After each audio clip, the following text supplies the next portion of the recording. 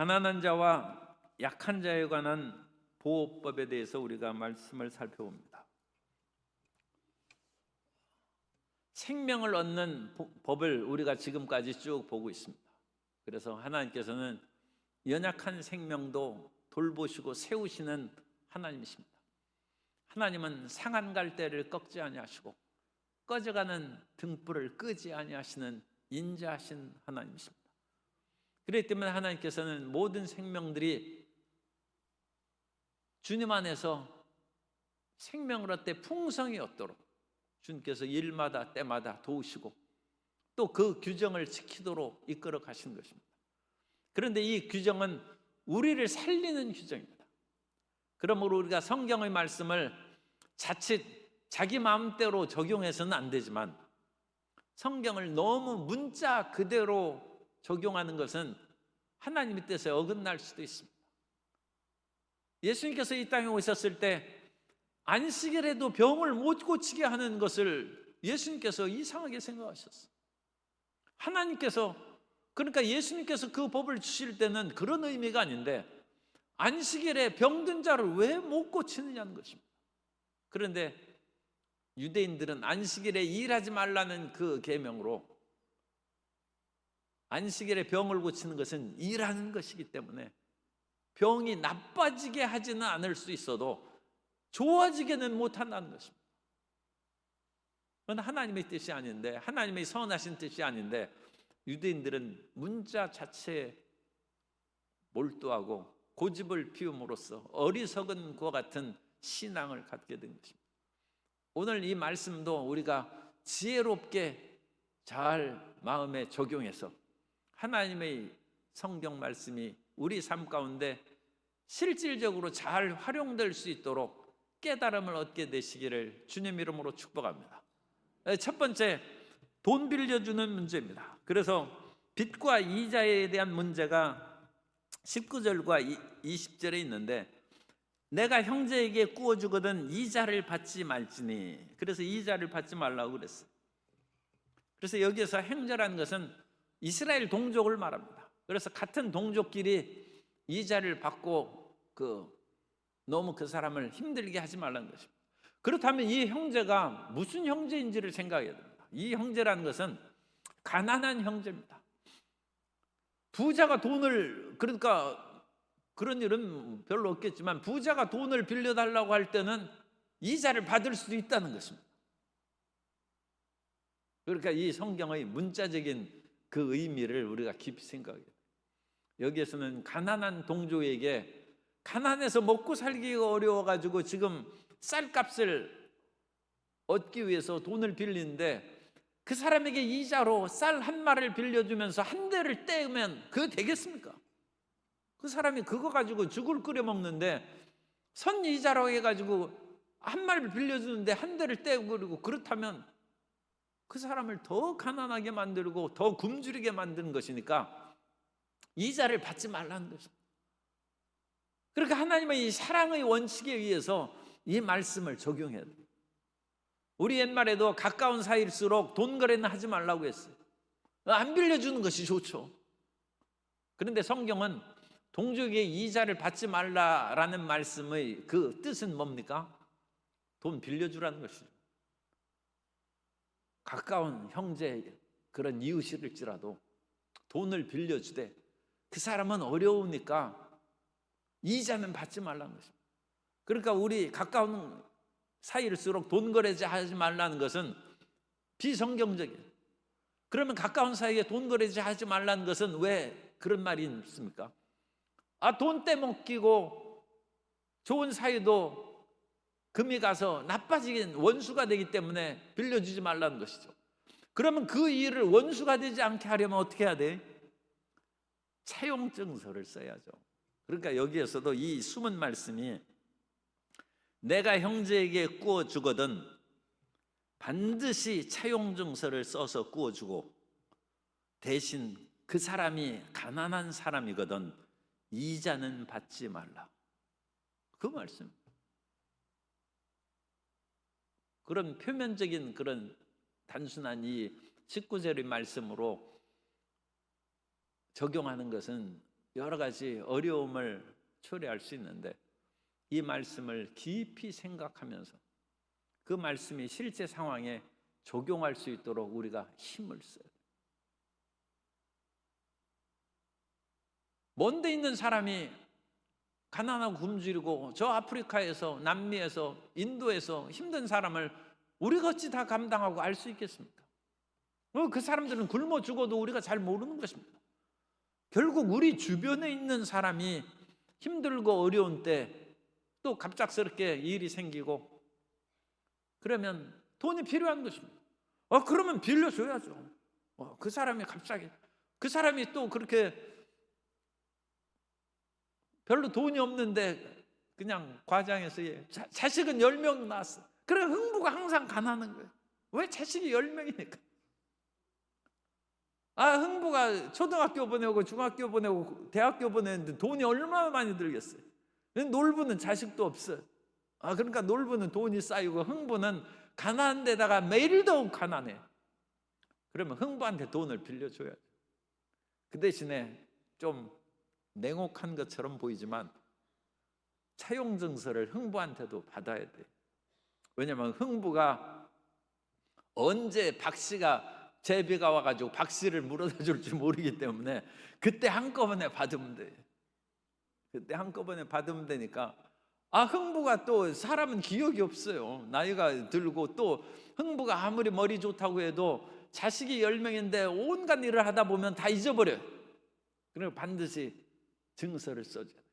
옛날 김삿갓 이야기도 보면 친한 친구 사이에서 돈을 빌려줬는데 거기는 차용증서를 받았어. 근데 그 사람이 1000냥을 빌렸는데 1000냥을 한꺼번에 못 갚고 800냥을 갚았다는 거예요. 그러니까 200냥은 조금 한 달 뒤에 줄 테니까 그래 알게 하니까 고맙네. 그런데 그 사람이 큰 실수를 했어요. 800냥을 갚으면서 차용증서를 돌려받았어야 되거나 아니면 그 차용증서에다가 800냥은 지금 몇 날 며칠에 갚았다 거기다 써놔야 됩니다. 그런데 그걸 안 쓰고 친구 사이니까 그냥 왔어요.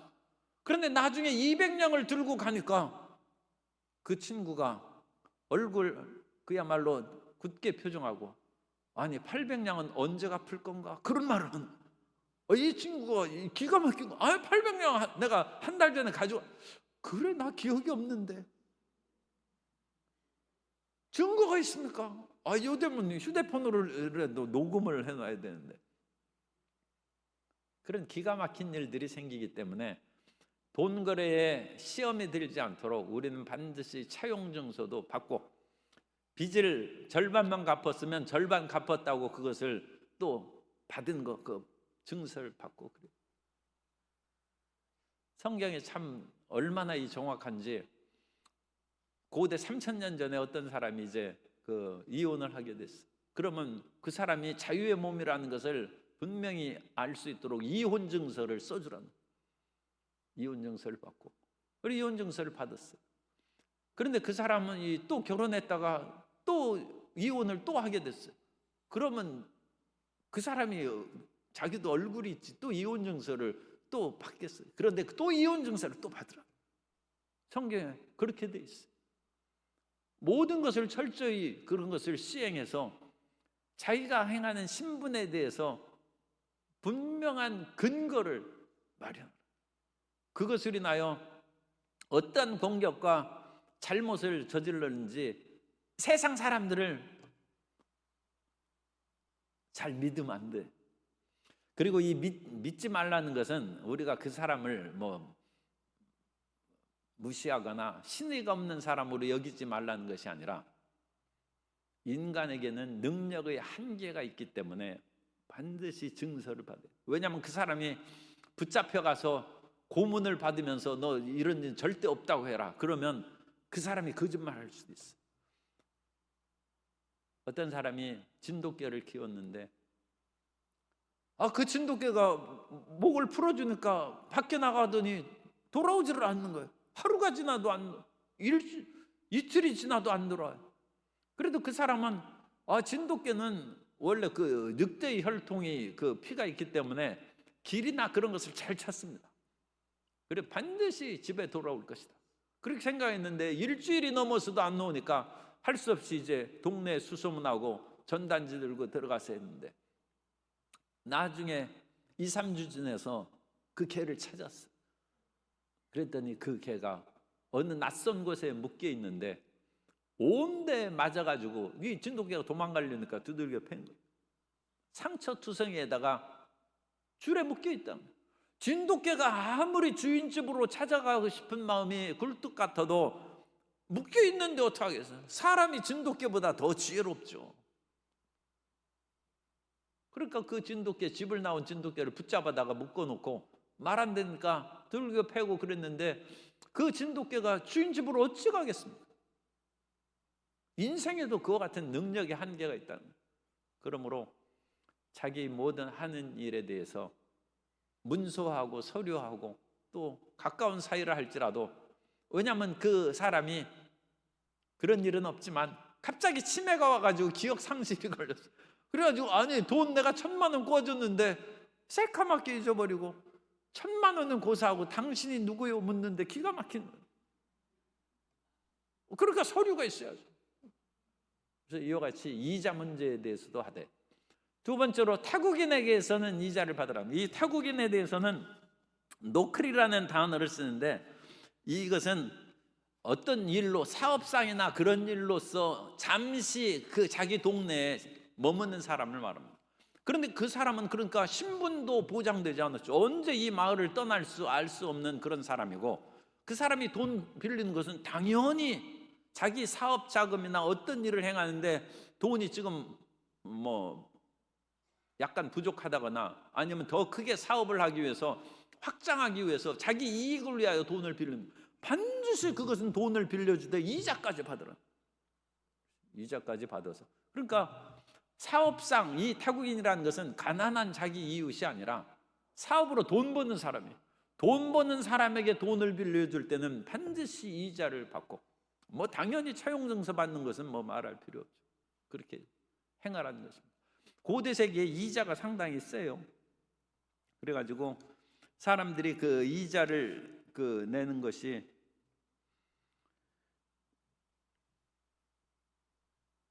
일반 이자율은 20 내지 25%예요. 그리고 곡식의 이자는 33에서 50%예요. 그래서 이 쌀을 50%까지 받을 수 있어요. 그러니까 한 가마니 빌려줬으면 한 가마니 반을 받는, 50%를 이자로 받을 수 있어요. 고대 세계에 20%에서 그러니까 50%까지 이자율이 굉장히 셉니다. 오늘날에는 그런 식으로 받으면 이제 고리대금이라고 그러죠. 셰익스피어의 이 베니스의 상인에는 고리대금업자 유대인 샤일록에 대한 이야기가 나옵니다. 그래가지고 이 샤일록이 돈을 빌려주면서 당신 몸에 살 1파운드를 받겠다고 신체를 담보로 삼아서 돈을 빌려줘. 그건 불법입니다. 고대 세계나 오늘날에도 담보는 물건의 담보를 받는 것이지 사람의 신체는 담보로 받을 수 없다는 것이 세계 곳곳 나라의 법으로 정해져 있어요. 그러니까 당신 돈 1,000만 원 빌려주는데 만일 못 받, 이런 말을 하기는 참 공개적으로 하기, 만일 못 갚으면 뭐 심장을 떼겠다. 그건 불법입니다. 신체를 매매하거나 장기 매매 그런 것들은 절대로 그건 있을 수가 없는 불법이라. 그런데 베니스의 상인에서는 이런 불법적인 그런 것으로 이제 기록이 되어 있고, 또 그런 것들을 지혜롭게 이제 해결하는 모습이 이제 나타나 있습니다. 그래서 어쨌든 간에 이자 문제, 그 담보 문제, 그럴 때 차용증세, 또 갚은 모든 것들에 대해서는 정확하게 일을 해야 된다. 왜냐하면 그 사람이 아무리 착하다 할지라도 어떤 위기에 처할 수도 있고, 또 진돗개가 묶인 것처럼 그 사람이 다른 어떤 세력에 의해서 묶여서 그런 허수아비 노릇을 할 수 있어요. 오늘날 수많은 사람들이 얽히고 설킨 그런 관계 속에서 자신의 신의를 저버리는 일들이 있는데, 그 사람이 잘못된 사람도 있어요. 그런데 그 사람이 원래 잘못된 사람이 아닌데 이런 모든 것에 얽매이는 거예요. 어쩔 수 없이. 그래서 그런 것들을 잘못 행하는 일이 있으니까 우리는 이런데 항상 정당하게 모든 일을 행할 수 있어야 됩니다. 그 다음에 21절과 23절은 하나님과의 관계, 좀 송구스러운 표현입니다만 하나님께 구워주기로, 아니면 하나님과의 이런 물질적인 거래, 그런 일로 좀 확장해서 생각할 수도 있어요. 그래서 서원을 하는 거예요. 그러면 서원을 반드시 갚으라는 거예요. 이 서원은 뭐예요? 하나님께 드리기로 그 작정하는 거예요. 그래서 하나님 앞에 제가 1,000,000원 드리겠습니다. 그런데 그거 안 갚으면 하나님이 물으신다는 거예요. 너 왜 그거 신의를 저버리시는 거예요? 그러면 서원은 무엇인가? 사람이 어떤 중요한 일에 처해 있을 때 그 일을 반드시 이루기 위해서 하나님 앞에 맹세로 다짐하는 것이 서원입니다. 그리고 그 맹세를 할 때 하나님, 저에게 아들을 낳게 해주시면 그 아들을 사무엘처럼 하나님께 바치겠습니다. 나시린으로 바치는 거죠. 그게 서원이죠. 그러면 그 서원을 반드시 이행해야 됩니다. 하나님께서 어떤 일에 승리와 축복을 주시면 이러한 물질을 바치겠습니다. 뭐 수소 1마리를, 황소 1마리를 바치겠습니다. 그럼 황소 1마리를 바쳐야 되는 거죠. 그래서 황소 1마리 바치기가 아까우니까 송아지 바치고 그러면 안 돼. 그런 거 깎는 거 그런 것도 없어요. 그걸 정확하게 바쳐요. 여기 성경에서 얼마나 강하게 얘기했느냐면 21절에 더디하지 말고 신속히 갚으라는 거예요. 하나님은 인자하시고 오래 참으신다는데 그렇지 않습니다. 하나님 앞에 맹세한 서원은 신속하게 갚으라는 거예요. 그리고 또 그 아래에 야훼께서 반드시 그것을 내게 요구하시리니 반드시 갚아요. 그리고 그 밑에 단서를 붙였어요. 22절에 내가 서원하지 아니하였으면 무죄하리라. 그러니까 서원을 안 했으면 괜찮은데 서원하고서 그 일이 이루어졌다. 그러면 속히 반드시 갚으라는 거예요. 그래서 이 서원에는 하나님의 그 도우시는 역사가 많이 나타난다는 것을 이 두 말씀을 통해서 우리가 짐작할 수 있습니다. 그래서 하나님께서 왜 우리가 그냥 기도하면 잘 응답 안 되는 것 같은데 서원 기도하면 하나님께서 왜 금방 응답하시고 병도 고쳐주시고 문제를 해결해 주실까 하는 그건 하나님의 기쁜 뜻을 어찌 알겠습니까? 그런데 제 생각은, 그건 이제 제 생각입니다. 그 서원을 하나님께서 바로 들어주심으로 그 사람을 하나님의 품으로 붙들어 매는 거예요. 하나님께서는 우리에게 영생의 길로 붙들어 매시고 주의 은혜가 사슬이 돼서 나를 주께 매는 것입니다. 그래서 세상으로 못 나가도록 하나님께서 붙잡아 매는 것입니다. 이 세상에 육신의 정욕, 안목의 정욕, 이 생으로 살아야 그것이 무엇이 즐겁겠느냐. 내가 이전에 살던 그 모든 죄진 것으로 족하다는 것입니다. 그러므로 이 위기에 빠졌을 때 하나님 나를 도와주시면 내가 주님 앞에 헌신하고 충성하겠습니다. 그러면 하나님께서 그대로 들어주시고 그를 하나님께서 은혜의 사슬로 붙들어 매는 것입니다. 그래서 하나님의 인자하심과 구원의 역사를 우리에게 베풀어 주시기 위해서 이 서원 기도가 보다 더 잘 응답된다, 그렇게 볼 수 있습니다. 그래서 이 21절 22절의 말씀을 보면 응답 안 되는 경우를 얘기하는 것이 아니라 이 사람이 어떤 사람인지 모르는데 서원했는데 응답이 된 거예요. 그러면 신속하게 반드시 갚으라는 거예요. 그래서 23절 내 입으로 말한 것은 그대로 실행하도록 유의하라. 무릇 자원한 예물은 내 하나님 야훼께 내가 서원하여 입으로 언약한 대로 행할지니라. 그래서 내 입으로 말한 그대로 그것을 이행하고 지키라는 것입니다. 자기의 서원을 깎거나 되돌릴 수 없습니다.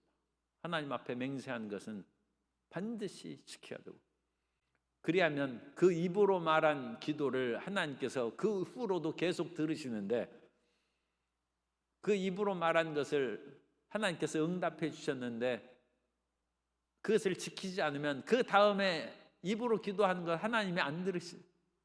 신용이 상실됐어. 말을 안 지키는 사람이 있으면 우리도 그 사람 말을 그래도 몇 번 이렇게 들어주다가 계속 그 말을 이행하지 않으면 이제 그 사람 말은 그야말로 콩으로 매주를 쓴다 해도 못 믿는다. 하나님과의 관계가 그렇게 되면 참 인생이 불행해지는 것이죠.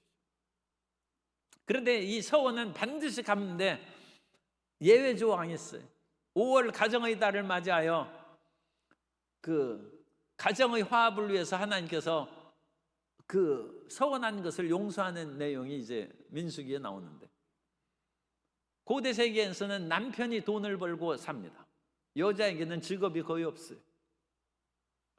그런데 그 여자가 하나님 앞에 황소 한 마리를 드리기로 그같이 서원을 했어요. 남편한테 집에 와가지고 하나님께서 우리에게 복을 주시면 내가 황소 한 마리 드리기로 했습니다. 그러니까 남편이 기가 막힌 거예요. 내가 지금 염소 한 마리로 드리기도 벅찬데 황소 한 마리 드리기로 했는 거, 나는 그건 감당 못하겠다. 그러면 하나님이 용서하신다. 그 황소 한 마리 하나님은 있어도 없어도 그뿐이에요. 그런데 황소 한 마리 문제 때문에 부부 사이에 그와 같이 싸움이 나고 가정이 깨뜨려지는 것을 하나님은 원하지 않아요. 그래가지고 그런 경우에는 염소 한 마리로 수정해 주셔. 염소 새끼 한 마리 드리는 것으로 하나님께서 그걸 고쳐주신다. 가능한 것입니다. 그런데 그 남편이 황소 한 마리 드린다고 했는데 아무 말 없어요.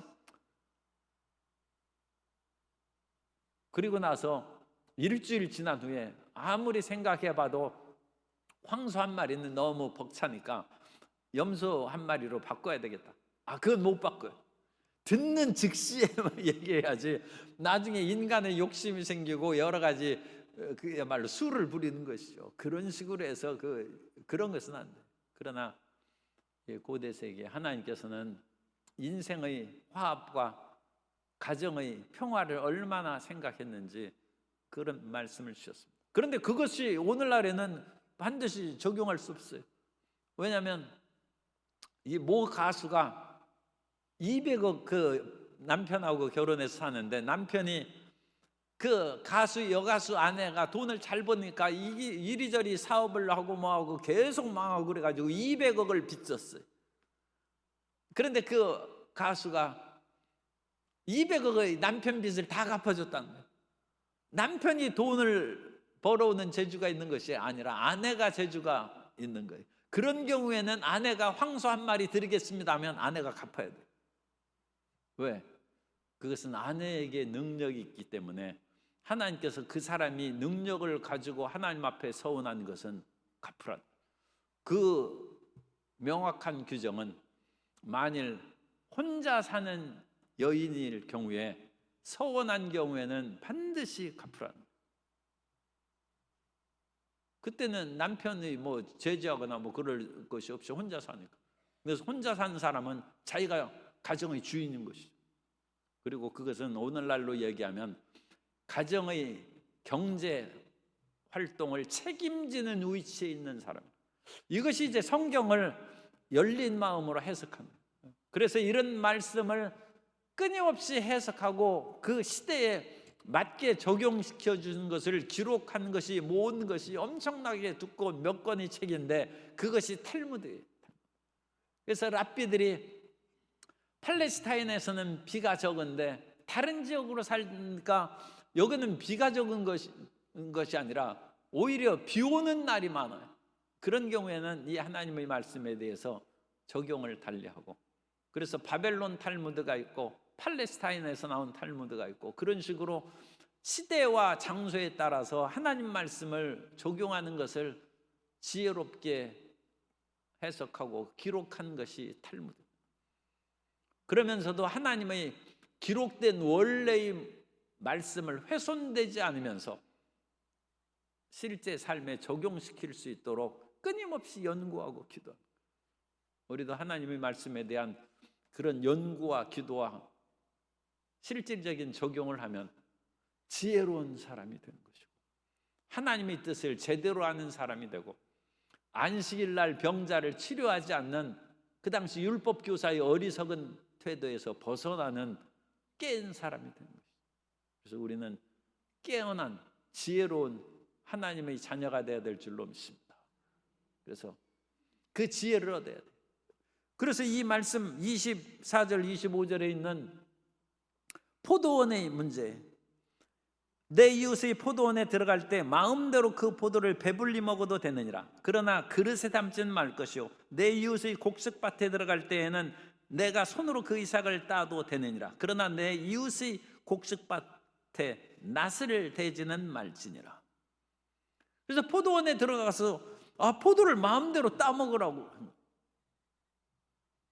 제가 국민학교 3학년 때 잘못된 그런 그 유혹에 빠져가지고 주의를 범하고 해수욕장으로 놀러를 갔어요. 그런데 얼마나 배가 고픈지 오다가 참외밭에서 참외를 하나 딱 따먹었는데, 그때 내 친구의 동생이 형은 교회 다니면서 왜 남의 참외는 따먹느냐, 그 말을 딱 하더라고. 그런데 내가 성경에 무지했기 때문에 이렇게 배고파 죽게 됐을 때는 포도원에 들어가서 포도를 마음대로 따먹으라고 신명기 23장 24절에 있다. 이거는 포도는 아니더라도 참외니까 같이 적용해서 따먹으면 괜찮으니라 하면서 내가 그 동생을 그렇게 말씀으로 양육했으면 되는데, 내가 그 말씀을 딱 들으면서 그야말로 이중으로 죄를 진 거예요. 주일도 빠졌겠다, 참외도 따먹었는데 왜 남의 것 도둑질 하느냐 하는 그런 십계명으로 나한테 하니까 이 말씀을 내가 몰랐어요. 그래 내가 마음이 탁 걸렸어요.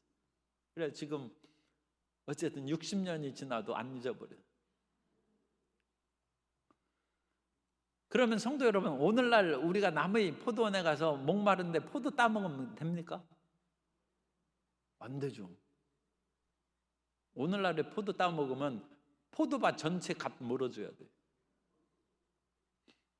그렇다고 해서 성경에 있는 대로 이렇게 이건 성경은 종교법이고 현행법은 다르다, 이제 물론 그렇게 할 수 있습니다만, 어쨌든 오늘날에는 안 돼. 유대인들도 이거 안 된다고 합니다. 오늘날 이 법의 조항은 그 뒤에 계속 탈무드식으로 재해석하고 적용해 왔어요. 옛날 고대 세계에는 사람이 별로 없었어요.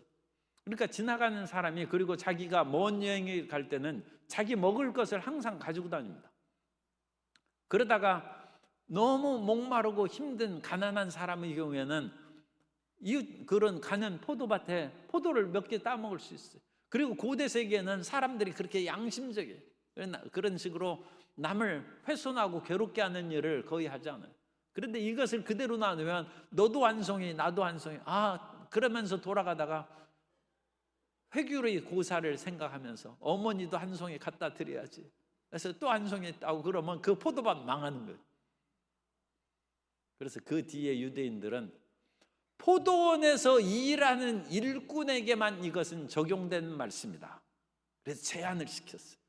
그래서 그 포도원에서 일하는 사람은 그 포도원에서 막 그 잡풀 제거하고 가지 치고 막 하다가 얼마나 목마르고 힘들겠어요, 떼약볕에서. 그러니까 포도원에서 두 아들을 보내는데 큰아들은 가겠다고 둘째 아들은 싫다고 그랬잖아요. 자기 집 포도원인데도 가기 싫다고 그러잖아요. 얼마나 힘들어요. 그런 경우에 포도원에서 일하는 일꾼은 좀 따먹어도 된다는 그런 식으로 랍비들이 제한 규정을 두었어요. 그래서 오늘 현대에 있어서는 이제는 우리 이웃이 아니라 모든 사람이 경제활동을 하는 거예요. 그런데 지나가다가 포도원을 한 개씩 따먹으면 그 포도밭은 완전 무너지는 것이죠. 그래서 이제는 포도 한 알도 현대에서는 따먹으면 안 돼요. 그리고 옛날로 50여 년 전, 60년 전에는 참외 하나 따먹는 그런 것들이 붙잡히더라도 용서해 주십시오, 배가 고파서 그랬습니다 하면 어린 나이에 그러니까 하나 더 먹어라. 옛날에는 그렇게 보낼 수 있어요. 오늘날에는 제가닥 경찰에 고발합니다. 그래가지고 부모님 불러가지고 여기 이 참외밭을 어지럽혀 놨으니까 100만 원 내시오. 이제 그럴 판에 현대에는 적용이 달라졌어요. 3000년 전에는 여기 따먹어도 됐는데 오늘날에는 그것이 안 된다는 거예요. 이 적용의 실제적인 지혜의 문제입니다. 예수님 당시에는 지나가다가 이와 같이 곡식이 익었으면 옛날 시골에서는 보리나 그런 것이 있고 또 그 벼도 그랬어요. 웬만큼 익으면 그것을 지나가다가 이렇게 해가지고 벼이삭을 하나 따가지고 그걸 먹으면 익기 전에 그 무슨 물 같은 것이 이렇게 해서 나와요. 그거 해서 이렇게 하나씩 씹으면서 갔어요. 옛날엔 별걸 다 먹었어요. 그죠? 그런 것은 괜찮다. 배고프고 그런 거 오늘날에는 그런 거 따먹으면 이제 안 돼. 항상 우리 어버이날 나눠드린 물통에 물과 주스를 넣어가지고 다니시면서 그렇게 목마르고 배고프면 그걸 드셔야지 남의 포도 따먹으면 안 돼. 현대의 이런 적용이 달라졌다. 그리고 예수님 당시에 제자들이 이삭을 이와 같이 먹은 것에 대해서 책망한 것은 이삭이 아까워서 그런 것이 아니라 안식일에 했다는 거예요. 그래서 안식일의 그 제한에 바리새인들이나 그 율법 학자들은 벗어나지 못했고 예수님께서는 그 안식일도 배고파서 먹는데 하나님께서 살려주신다. 다윗이 제사장이 먹는 떡을 다윗이 먹었다는 거예요. 다윗이 지금 배고파서 사울에게 쫓겨 도망 나왔는데 배고픈 사람에게는 하나님께서 제사장이 먹는 떡도 주신다. 그러니까 고대 세계에 문자 그대로 아는 그 사람이 제사장으로 떡을 물려가지고 있는데 배고파 굶주린 사람이 지금 밥 달라고 그러는데 그 사람 그냥 굶겨서 돌려보내야 되겠습니까? 제사장이 먹는 떡이라도 줘야 되겠습니까? 떡이라도 줘야 된다. 그것이 사람을 사랑하고 생명을 살리는 길이다. 오늘 이런 말씀의 문자적인 의미, 그것이 우리에게 어떤 비유적인 의미가 있고 또 영적인 어떤 의미가 있는지 그것을 깊이 생각함으로써 항상 하나님의 말씀이 우리 삶 가운데 제대로 적용시킬 수 있도록 힘을 기울여야 됩니다. 그리고 이와 같이 하나님 앞에 기도할 때도 누가 돈 빌려오면 하나님 그 기도해야 돼요. 하나님 이 돈을 빌려주는 것이 합당합니까? 그리고 빌려줄 때는 그 사람과의 관계가 쉽지 않은데 차용증서를 어떻게 써달라고 해야 되는지 돈 빌려주면서 또 우리의 관계가 깨어지지 않도록 지켜주시고 그렇다고 해서 그런 것들을 다 하나 안 쓰고 빌려준다면 하나님 내가 주는 셈치고 완전히 그것은 받지 않을 마음으로 줄 때는 차용증서 안 받아도 되겠죠. 그런 식으로 실제 이 말씀을 가지고 계속 마음 가운데 그것을 씹고 생각하고 묵상하면서 기도하는 것입니다. 그러면 하나님의 말씀이 우리 삶 가운데 적용되는 것이고 그 적용된 말씀을 통하여 우리 마음도 상처받지 않고 상대방의 마음도 상처받지 않고 하나님께 영광 돌리는 아름다운 역사가 나타나게 될 줄로 믿습니다.